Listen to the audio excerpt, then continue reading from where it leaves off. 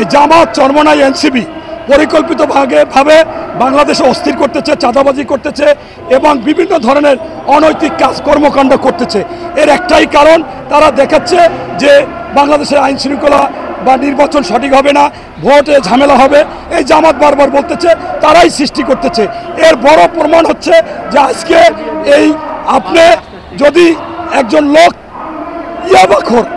ইয়াবা ব্যবসা করে, আপনি একটা সভায় যদি বলেন যে আজকের এই মাদক বিরোধী সভা হবে, সেই সভাপতিত্ব করবে ওই ইয়াবা ব্যবসায়ী বদি, তাহলে এইটা কি ফলপ্রসূ হবে? তাই এখানে আজকে যারা বসে আছে তারাই এই চাঁদাবাজি করতেছে। অপুর স্পষ্টভাবে যে বক্তব্য দেখলাম এবং সেই বক্তব্যে প্রমাণ করে যে এরা 5ই আগস্ট পর শুরু থেকে পরিকল্পিতভাবে তারা চাঁদাবাজি বিভিন্ন খারাপ কাজ করতেছে, বিভিন্ন জনের উপর চাপাই দিচ্ছে। তাই আমি মনে করি যে এই সরকারের উচিত এই আসিফ মাহমুদ সহ যদি জামাত কারা জড়িত আছে এবং আগে নাহিদ ছিল, এদেরকে যদি গ্রেপ্তার না করে, কঠিন শাস্তি না দেয়, তাহলে আইন শৃঙ্খলা তাদের কথাবার্তার উপর ভিত্তি করে আরও অবনতি হবে এবং এই নির্বাচন নিয়ে এরা ষড়যন্ত্র করতেছে যে আইন শৃঙ্খলা। আপনাদেরকে আমি স্পষ্টভাবে বলতে চাই, বাংলাদেশে এ পর্যন্ত স্বাধীনতা থেকে 90-এর আন্দোলন, এই 24-এর আন্দোলন, সেনাবাহিনী ছিল দেশপ্রেমিক এবং তারা সঠিক।